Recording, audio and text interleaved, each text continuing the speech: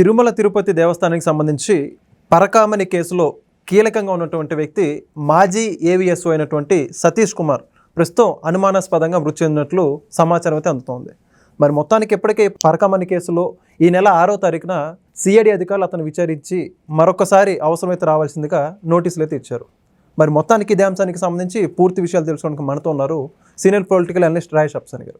Sir నమస్కారం అండి. నమస్కారం సార్. ఒక పక్క తిరుమల తిరుపతి దేవస్థానానికి సంబంధించి కల్తీకి సంబంధించి మరో పక్క ఇంకో పక్క చూసుకుంటేనేమో ఈ పరకామణి కేసులో మాజీ ఏవిఎస్ఓగా పనిచేసిన సతీష్ కుమార్ చాలా కీలకమైన వ్యక్తి. దాని గురించి సమాచారం ఇవన్నీ కూడా రవికుమార్ మీద కేసు నమోదు చేసిన వ్యక్తి కూడా ఇతనే. అయితే ఇప్పుడు ఇతనే అనుమానాస్పదం మృతి చెందడం జరిగింది. ఏమంటారు? ఏమన్నా ఇది హత్యాయత్నం దాగి ఉందంటారా? ఈ వెనుక ఏదైనా కుట్రుందంటారా? అంటే సతీష్ కుమారు రైల్వే ట్రాక్ మీద అతను చనిపోయి ఉన్నాడు అన్న వార్త వచ్చిన నేపథ్యంలో డెఫినెట్గా కొన్ని అనుమానాలు కలగటానికి ఆస్కారం ఉంటుంది. ఎందుకు అనంటే అతను ఇన్వాల్వ్ అయ్యి విచారణ జరుగుతూ ఉన్న కేసు చిన్న కేసు కాదు. సాక్షాత్తు తిరుమల శ్రీవారి సన్నిధిలో శ్రీవారి దర్శనానికి వచ్చి శ్రీవారికి కానుకల రూపంలో ఆ హుండీలో సమర్పించుకునే కానుకలని లెక్కించే పరకామణి, ఆ పరకామణిలో పెద్దజీయర్ మఠానికి సంబంధించిన రవికుమార్ అనే అతను ఆ లెక్కింపు సందర్భంగా అతను డబ్బులు కొట్టేస్తున్న అంశాన్ని నాడు ఏవిఎస్ఓగా పనిచేస్తూ అసిస్టెంట్ విజిలెన్స్ సెక్యూరిటీ ఆఫీసర్ ఆ హోదాలో పనిచేస్తున్న ఈ సతీష్ కుమార్ గారు రెడ్ హ్యాండెడ్గా ఆ రవికుమార్ చేస్తున్న దొంగతనాన్ని పట్టుకొని అతని మీద పోలీసుల స్టేషన్లో కేసు నమోదు చేయించాడు. ఇతనే ఫిర్యాదుదారుడు. కానీ ఆశ్చర్యం కలిగించే విధంగా ఒక దొంగతనం కేసులో రెడ్ హ్యాండెడ్గా దొంగ సొమ్ముతో కూడా పట్టుబడ్డ వ్యక్తి మీద అతని మీద నమోదు చేసిన సెక్షన్ ప్రకారం దొంగ సొమ్ముతో కూడా అతను పట్టుబడినప్పుడు నాన్ బెయిలబుల్ కేసు పెట్టి అరెస్టు చేసి జైలుకి పంపించాల్సిన దగ్గర నాడు పోలీస్ డిపార్ట్మెంటు విస్తుగొలుపుతూ అతనికి 41 నోటీస్ ఇచ్చి పంపించారు. ఆ తర్వాత ఆ రవికుమార్కి సంబంధించిన కొన్ని ఆస్తులు శ్రీవారి పేరిట దానం ఇచ్చినట్టుగా, గిఫ్ట్ డీడ్ ఇచ్చినట్టుగా ఒక దొంగతనం చేసిన దొంగ చేత అతను శ్రీవారికి దానం ఇచ్చిన మహాదాతగా చిత్రీకరిస్తూ అంటే అతని ఆస్తులు శ్రీవారికి రాయించి ఇంకా కొన్ని ఆస్తులు ఇంకా కొంతమంది పెద్దాళ్ళు కొట్టేశారు అని చెప్పని ఆరోపణలు వస్తూ ఉన్నాయి.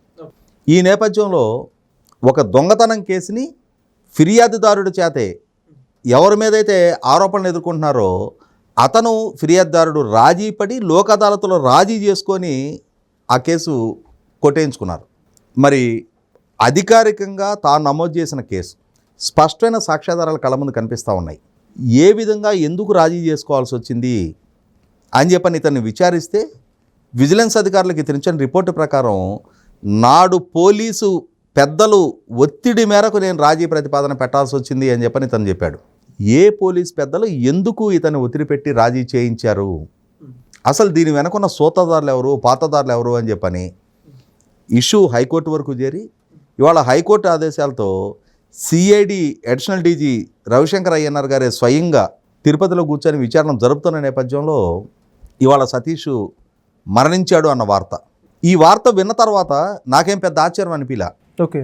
ఎందుకంటే ధర్మారెడ్డి విచారణ జరుగుతూ ఉంది, వైవి సుబ్బారెడ్డిని కూడా పిలిచి విచారించడానికి ఆస్కారం ఉంది. ఆ రోజుల్లో బోమన కరుణాకర్ రెడ్డి టీటీడీ చైర్మన్గా ఉన్నాడు, అతను కూడా పిలిచి విచారించడానికి ఆస్కారం ఉంది. ఎవరెవరికి ఈ రవికుమార్ నుంచి ఆస్తులు సంక్రమించాయి అన్న అంశాన్ని మూలాల్లోకి వెళ్ళి లోతైన విచారణ జరుపుతూ ఉన్నారు. దాంతో అసలు సిస్సలు ఈ దొంగ సొమ్ములో వాటాలు పంచుకున్న అతిపెద్ద దోపిడీదారులు ఎవరు అన్న విషయాలు కూడా వెలుగులోకి రావడానికి ఆస్కారం ఉంది.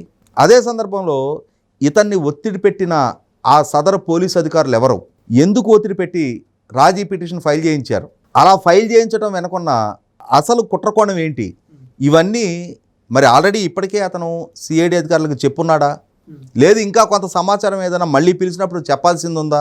ఇటువంటి నేపథ్యంలో ఇతను రైల్వే ట్రాక్ మీద అనుమానాస్పదంగా మరణించడం అనంటే ఖచ్చితంగా గత కొన్ని అనుభవాల రీత్యా చూసినప్పుడు, ఎందుకంటే ఆంధ్రప్రదేశ్ రాష్ట్రంలో పరిటాల రవి గారు తెలుగుదేశం శాసనసభ్యుడిగా దారుణంగా హత్యకు గురి గావించబడ్డారు. ఆ హత్య కేసుతో సంబంధాలు ఉన్న వ్యక్తులు చాలామంది తర్వాత రోజుల్లో హత్య గావించబడుతూ వెళ్ళిపోయారు. అంటే ఒక సంఘటన జరిగిన తర్వాత ఆ సంఘటనకి సంబంధించి అసలు సూత్రధారుల పేర్లు బయట రాకుండా లింకులు కట్ చేసుకుంటూ వెళ్ళిపోయారు. అసలు సూత్రధారి ఎవరి ఆదేశాలతో పరిటాల రవి గారి హత్య జరిగింది అని ఆ వాస్తవాలు బయటికి రానివ్వలా. దాంట్లో ఇన్వాల్వ్ అయిన వ్యక్తులను ఒక్కొక్కరిని లేపేసుకుంటూ వెళ్ళిపోయారు. ఆ తర్వాత వివేకానంద రెడ్డి గారి హత్య చూసాం మనం. ఆ హత్య కేసుకు సంబంధించి కూడా చాలామంది సాక్షులుగా ఉన్నవాళ్ళు, అక్కడ ప్రమేయం ఉన్నవాళ్ళు అనుమానాస్పద రీతిలో ప్రాణాలు కోల్పోవటం చూసాం మనం. అంటే ఇక్కడ ఏమర్థమవుతుంది, క్లీనింగ్ ది ఎవిడెన్సెస్ అనేది ఒక స్ట్రాటజికల్గా దాన్ని నేరాలు, ఘోరాలు, హత్యలు చేయించడమే కాదు, ఆ హత్యకు సంబంధించిన ఆధారాలు ఆ వేళ్ళు తమ వైపు చూపబడకుండా ఈలోపుగానే ఆ సాక్ష్యాలను చెరిపేసుకుంటూ వస్తున్న ముఠా ఒకటి ఉంది. ఇవాళ కూడా జగన్మోహన్ రెడ్డి గారి రాష్ట్రానికి పాలకుడుగా ఉండగా, అదే సందర్భంలో భూమన కరుణాకర్ రెడ్డి చైర్మన్గా ఉండగా ఈ సంఘటనలు జరిగాయి. ఇవాళ అసలు అంతిమ లబ్ధిదారులు అని పేర్లు వెలికి తీయాల్సి వస్తే ఎవరి పేర్లు వెలుగులోకి వస్తాయి? కాబట్టి ఈ సాక్ష్యాలను చెరిపివేసే ప్రక్రియ మొదలుపెట్టినట్టుగా ఈ అంశంలో గొంతెత్తి మాట్లాడుతున్న Bhanuprakash Reddy, TTD board member, తాను మొన్న ఈ మధ్య హైదరాబాద్లో జరిగిన ఒక సమావేశంలో కళ్ళనీళ్ళ పర్యంతరం అయ్యాడు. నా మీద చాలా ఒత్తిళ్లు వస్తూ ఉన్నాయి, ఈ అంశం గురించి మాట్లాడొద్దు అని చెప్పని బెదిరిస్తూ ఉన్నారు అని చెప్పని. అటువంటప్పుడు మరి ప్రత్యక్షంగా ఈ ఇష్యూలో రాజీ పిటిషన్ ఫైల్ చేసిన సతీష్ కుమార్ తాను అసలు సిసలు నిజాలు వెలగక్కితే ఎవరికి ఈ అంశం చుట్టుకుంటుంది, ఎవరి ప్రమేయం నిర్ధారణ అవుద్ది అనేది మనకందరికీ తెలుసు. కాబట్టి ఇవాళ ఈ జరిగిన సంఘటన నేపథ్యంలో, ఇతని మరణం నేపథ్యంలో మానసికంగా ఒత్తిడి పెట్టి ఆత్మహత్యకు ప్రేరేపించారా, లేదు హత్య చేసి బాడీ అక్కడ పడేశారా, ఏ పరిస్థితులు, పరిణామాలు ఈ మరణానికి ప్రేరేపించినాయి అనేది లోతైన విచారణ జరపాల్సిన అవసరం ఉంది. ఎందుకంటే గతంలో జరిగిన సంఘటన చూసిన పరిటాలరావు గారి హత్య జరిగిన రోజున డాక్టర్ వైఎస్ రాజశేఖర రెడ్డి గారి రాష్ట్రానికి ముఖ్యమంత్రి నిండు అసెంబ్లీలో నా ప్రాణాలకు ముప్పు ఉంది, నాకు రక్షణ కావాలి అని చెప్పని ఆయన అర్థించారు. మొత్తం తెలుగుదేశం శాసనసభా పక్షం గవర్నర్ గారి నుంచి రాష్ట్రపతి గారి వరకు పరిటాలరావు గారికి సరైన రక్షణ కల్పించండి అని చెప్పని అభ్యర్థించారు. అయినా సరే ఆయనకి రక్షణ కల్పించకపోగా ఆయన్ని ఐసోలేట్ చేసి, టార్గెట్ చేసి ఆయన్ని హత్య చేశారు. ఈ హత్య వెనక జగన్మోహన్ రెడ్డి పాత్ర ఉంది అని చెప్పని నాడు పరిటాలరావు గారి కుటుంబ సభ్యులు ఎఫ్ఐఆర్లో నమోదు చేశారు. కానీ నాడు రాజశేఖర రెడ్డి గారికి ఉన్న అధికారం, హంగు, ఆర్భాట నేపథ్యంలో సిబిఐ విచారణకు ఆదేశిస్తూ ఆ సిబిఐ విచారణ రాష్ట్ర ముఖ్యమంత్రి క్యాంప్ ఆఫీస్లో రాష్ట్ర ముఖ్యమంత్రి కొడుకుని విచారించి నిర్దోషి అని చెప్పని తీర్పిచ్చారు. సిబిఐ ద్వారా జగన్మోహన్ రెడ్డి గారు అమాయకుడు, ఆణిముత్యం అని సర్టిఫై చేయించారు. పరిటాలరావు గారి హత్యకు సంబంధించిన అసలు సూత్రధారులు ఎవరనేది నేటికి నిర్ధారణ కాల. మరి ఆ తర్వాత రోజుల్లో వివేకానంద రెడ్డి గారి హత్య విషయంలో కూడా నారాసుర రక్త చరిత్ర అని చెప్పని చంద్రబాబు నాయుడు గారికి ఆపాదించారు, సహజ మరణం అని చెప్పని ప్రకటింపజేశారు.